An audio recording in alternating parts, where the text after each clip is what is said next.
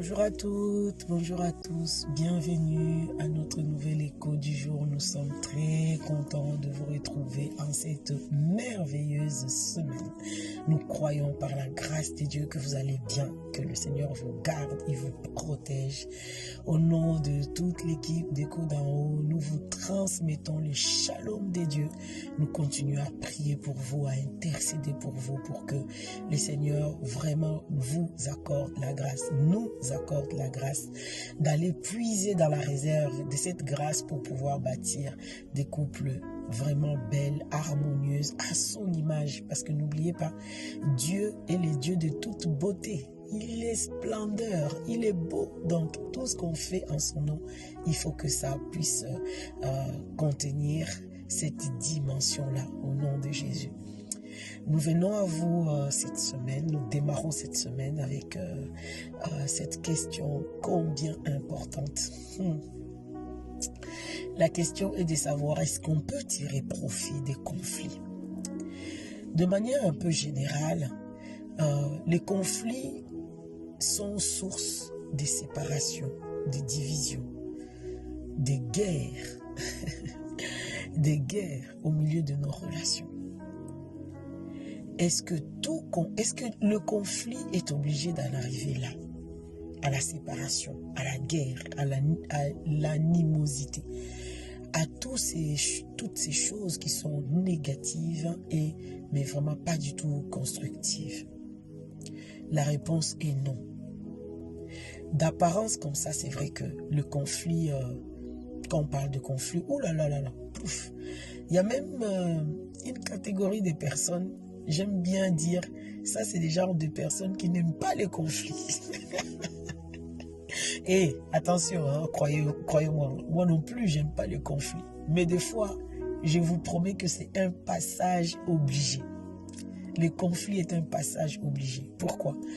Le conflit n'est pas aussi négatif qu'on peut le croire, qu'on peut le penser, comme on nous a toujours fait croire, hein, souvent dans nos backgrounds. On nous a fait croire que quand il y a conflit, c'est pourri. Non, pas forcément. Pourquoi? J'ai même envie de dire que le conflit est bon dans la relation.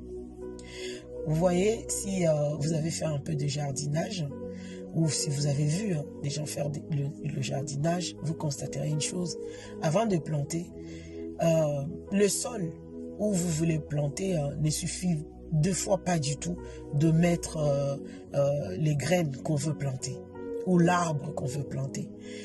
On s'assure, moi je voyais ça quand j'étais petite, ma mère avant de planter un bananier, elle creusait un trou. Ces trous-là devenaient les trous où on jetait les déchets ménagers, c'est-à-dire les épluchures des légumes, tous ces trucs-là biodégradables, hein, c'est ce qu'on appelle aujourd'hui biodégradables, et ça faisait un genre de compost. Et compost, qui dit compost, ça sent pas bon. C'est pas bon, c'est pourri, c'est tout ce qu'on veut. Mais vous serez étonnés que c'est dans ces terrains-là que ma mère venait, après quand le trou était rempli, planter son bananier. Et je vous promets que waouh, l'arbre était plein de vitamines.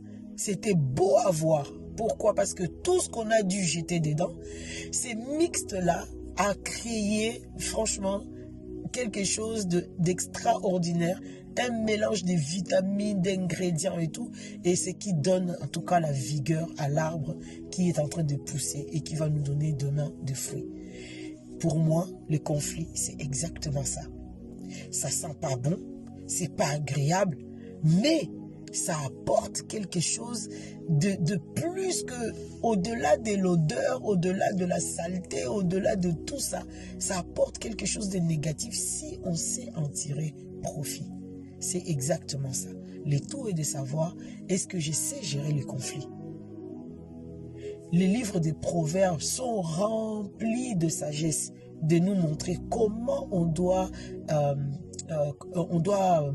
interagir avec les autres de telle manière que s'il y a conflit, on a toujours une porte de sortie sans éclabousser, sans se faire mal. Au contraire, que ça devienne constructif en fait. C'est ça le conflit.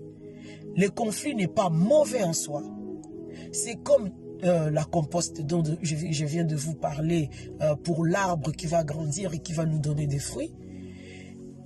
Malgré son odeur, malgré ses apparences de saleté, le conflit n'est pas mauvais du tout. Au contraire, il n'y a que de bénéfices. Le tout est de savoir si je sais gérer le conflit. La Bible nous dit que le fer aiguise le fer. Ailleurs, on te dira, le frère aiguise le frère. Ça, c'est la version moderne. Hein? Le frère aiguise le frère, la sœur aiguise la sœur.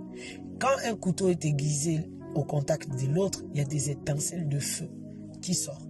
C'est ça le conflit, au fait. Mais ça ne tue pas le couteau. Au contraire, ça rend chaque couteau très aiguisé encore et beaucoup plus performant à l'utilisation. C'est exactement ça le conflit. Le conflit n'est pas là pour nous tuer. Mais si on sait tirer profit, comment on fait pour mieux tirer profit des conflits? Il faut cultiver un cœur humble. Il faut cultiver un cœur qui est à l'écoute, en fait. Il faut cultiver le respect vis-à-vis de l'autre. Il faut cultiver la considération. Même si d'apparence, l'autre, je ne sais pas, me parle des choses qui me piquent, que je n'ai pas envie d'entendre, quoi. Soyez humble. Tout n'est pas à jeter. Même de la bouche d'un fou, tu peux trouver le salut. Parce que c'est que l'autre te dit, si ça te pique et qui peut générer le conflit, si tu as la capacité, déjà parce que je considère la personne, parce que je respecte la personne, parce que je ne sais pas, peut-être que ce que la personne dit, c'est des choses que moi-même je ne vois pas dans ma vie. Et que je m'assieds sur la base de l'humilité, que je m'analyse, je m'auto-analyse, je me questionne sur la base du retour de ce que la personne me donne. L'humilité. Avec cette attitude, le Seigneur te fera la grâce d'entendre au-delà de ce qui t'a piqué que l'autre t'a dit. Tu sauras te dire, mais c'est vrai, ce qu'elle dit là, ce qu'il dit là, c'est vrai que, ah ouais, j'ai pas vu ça comme ça. Oh là là. Et là, tu vois, l'humilité va te sauver. Tu vas aller demander à Dieu. Ah Seigneur, j'ai pas vu ça, c'est vrai. Et c'est comme ça que toi-même, en fait, tu vas grandir. C'est là que toi-même, tu vas devenir meilleur. Tu vas être encore plus aiguisé. Au lieu d'amener le remarque de l'autre dans les justificatifs, dans les excuses, dans l'excitation. Ouais, pourquoi tu me parles comme ça? Non, c'est pas vrai. Dans les défenses même sans fond. Hein, parce que des fois, c'est vraiment défense sans fond, quoi. C'est inutile. Accueille ce que l'autre te dit. Bon, une chose est sûre. Les conflits naissent encore plus ou encore l'autre ne reçoive pas parce que tu vois comment tu me parles. Tu vois comment tu me parles. Bon. Ça, je pense que ça fera l'objet d'un autre temps d'échange. On ne va pas rentrer là-bas, mais deux fois, c'est peut-être toi qui ne sais pas recevoir. Parce que tu rejettes et tu trouves que l'autre n'a pas à me faire de remarques. Et comme tu rejettes, même le ton de sa voix, même si elle est comment, tu trouveras toujours mauvais. Parce que ce qui te touche, en fait, c'est le contenu qui te blesse, qui te déstabilise. C'est pour ça que tu jettes, comme on dit chez nous, et le bébé et l'eau du bébé.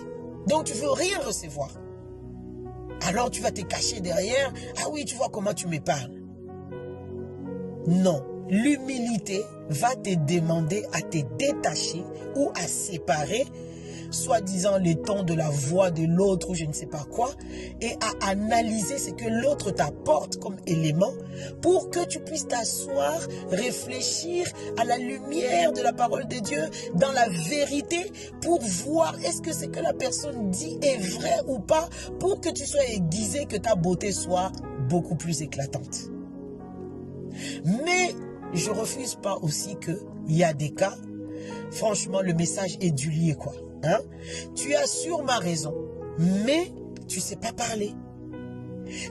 Ok, tu as raison, la personne a fait une erreur, la personne a fait une gaffe, mais ta manière de lui faire comprendre que la personne est dans son tort, tu associes les insultes, tu insultes la personne, tu insultes sa famille, tu insultes sa mère, tu insultes je ne sais pas quoi et tout et n'importe quoi.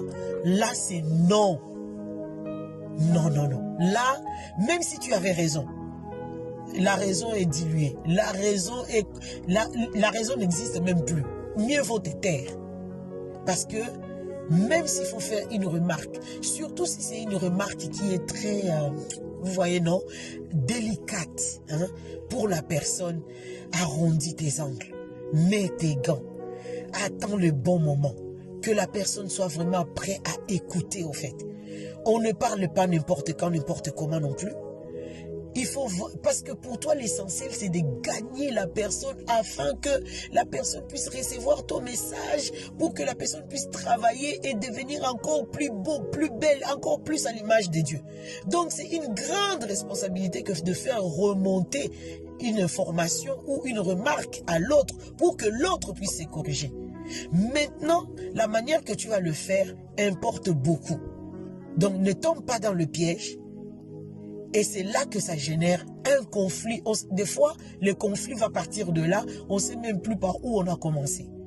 Que vraiment la sagesse d'en haut nous soit accordée, communiquée, pour que nous puissions utiliser, nous puissions nous extirper du filet des conflits.